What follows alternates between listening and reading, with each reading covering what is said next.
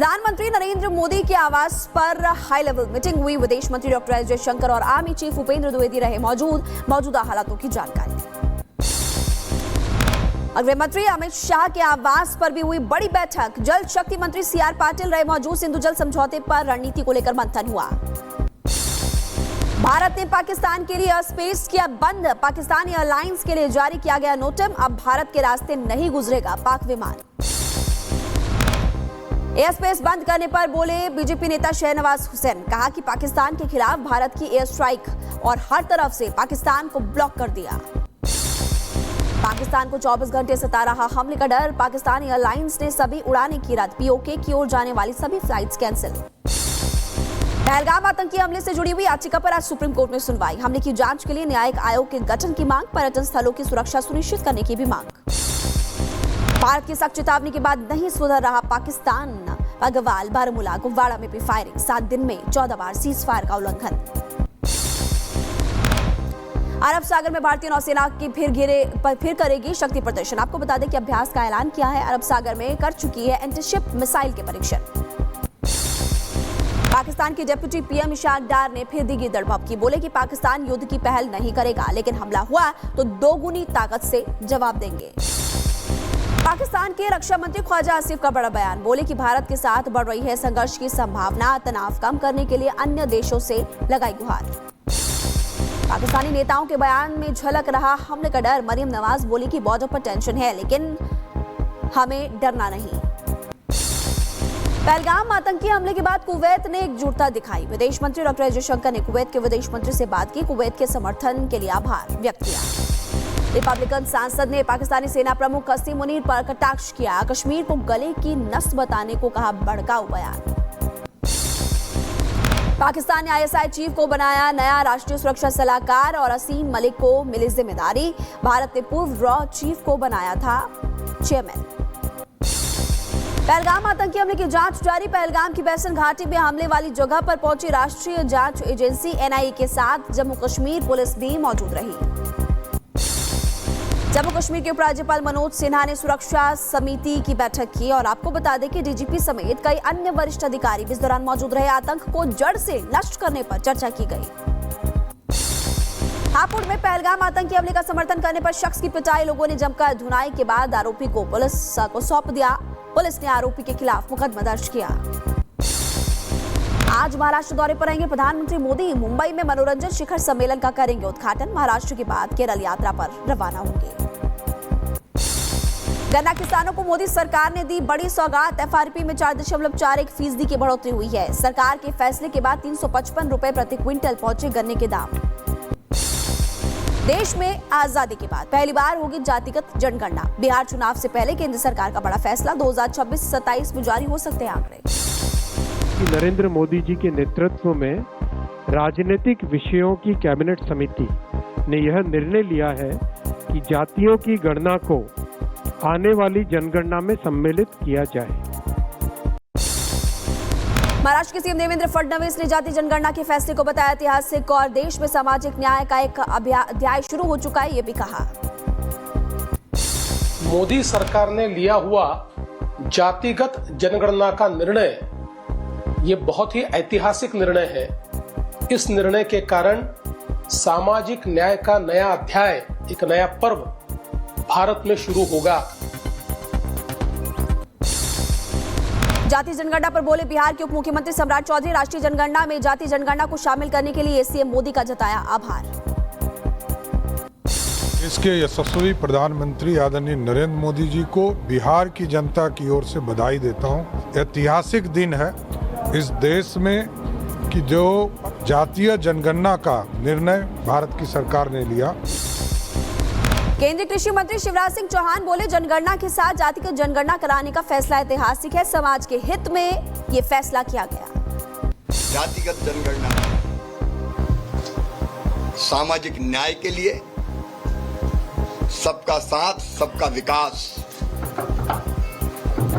और सबके कल्याण के लिए की जाएगी। उत्तर प्रदेश के मुरादाबाद में दिखा ब्लैकआउट प्रदर्शन का असर। मुस्लिम समुदाय के लोगों ने जताया विरोध और all India Muslim personal law board ने की थी अपील। वक्फ कानून के खिलाफ मुस्लिम संगठनों के ब्लैकआउट पर बोले जगदम्बिका पॉल, कहा कि पहलगाम की घटना के समय ब्लैकआउट का आह्वान ठीक नहीं है। पहलगाम की बहनों के बच्चों के आंख से आंसू भी न रुके हों, तो आज इस तरह से all India Muslim personal law board हो या ओवैसी जो हमारे ज्वाइंट पार्लियामेंट्री कमेटी के मेंबर रहे हों, वो जिस तरीके से आज ब्लैकआउट करने की बात कर रहे हो, तो इससे लगता है उनको भारत की सुप्रीम कोर्ट पे भरोसा नहीं है।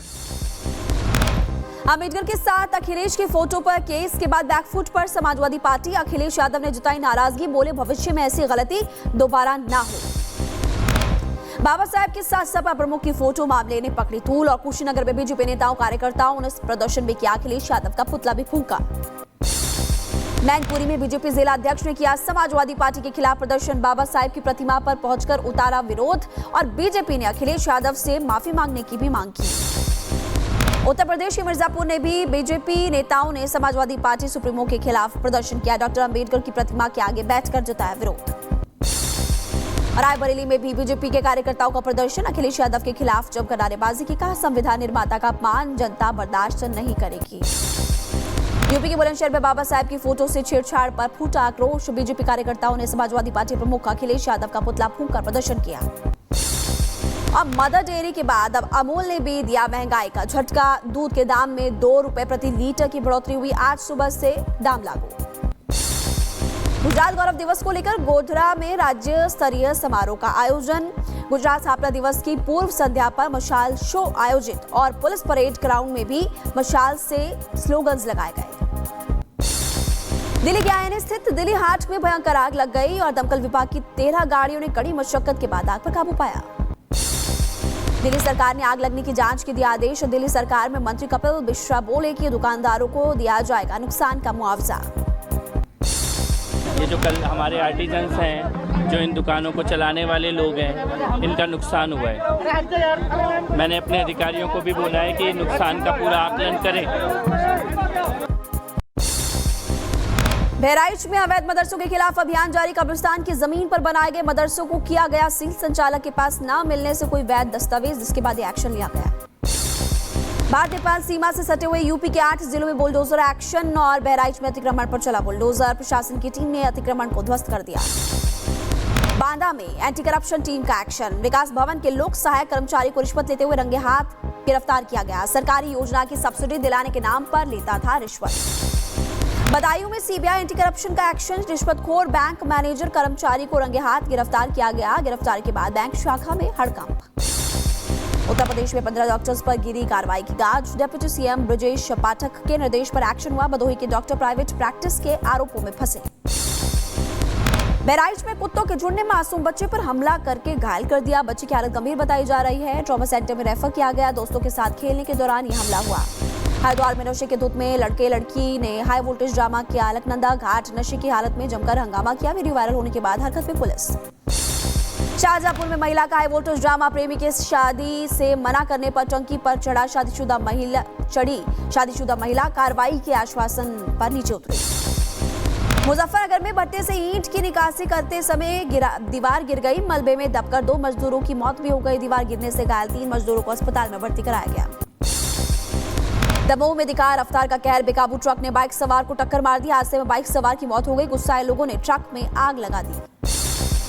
अमेठी में रेलवे क्रॉसिंग तोड़कर ट्रैक पर चढ़ी कार। हादसे में एक व्यक्ति की मौत, 7 लोग घायल बताए जा रहे हैं। हादसे की सूचना मिलने पर इंटरसिटी रोकी गई। झांसी में सड़क किनारे रखे हुए बिजली की ट्रांसफार्मर में लग गई आग। इलाके की बिजली की सप्लाई बंद की गई। ट्रांसफार्मर में आग लगने की वजह भी साफ नहीं है।